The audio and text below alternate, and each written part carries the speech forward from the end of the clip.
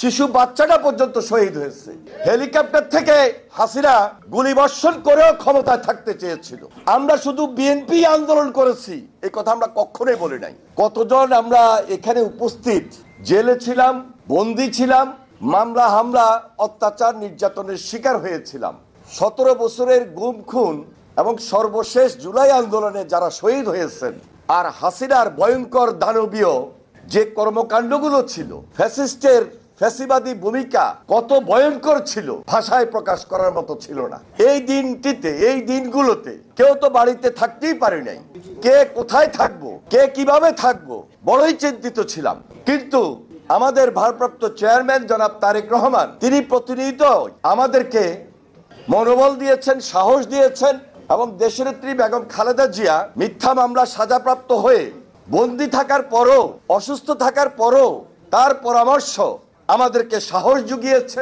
আমরা কিন্তু রাজপথ ছাড়ি নাই, আমরা পিছপা হই নাই।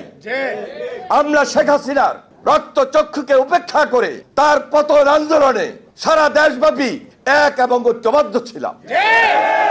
তার আগে আপনারা জানেন আমাদের 27 দফা, পরবর্তীতে সকল রাজনৈতিক দলকে নিয়ে যারা রাজপথে থেকে আমরা যুগপথ আন্দোলন করেছি, 31 দফা নিয়ে আমরা এই রাজপথকে বেগবান করেছি।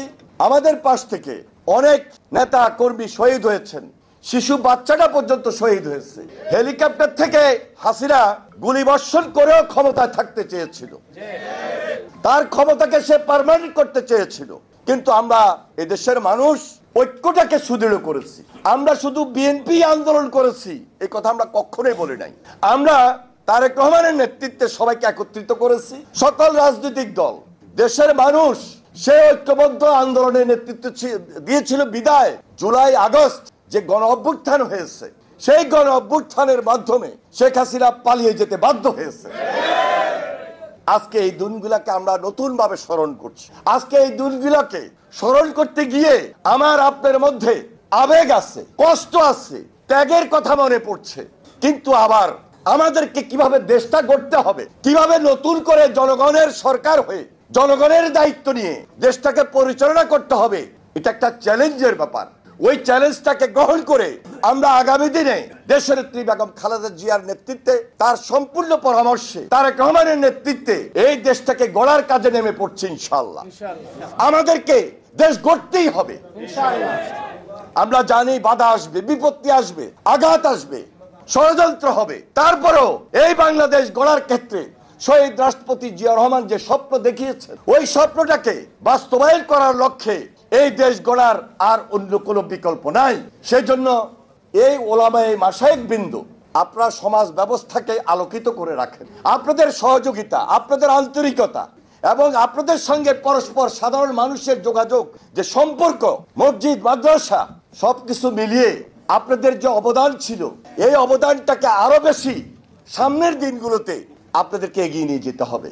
সেই জন্য যদি শ্রম দিতে হয়, আরো ত্যাগ স্বীকার করতে হয়, আরো কষ্ট করতে হয়, আমার বিশ্বাস এই কাজগুলো করার জন্য আপনারা সর্বদাই প্রস্তুত ছিলেন।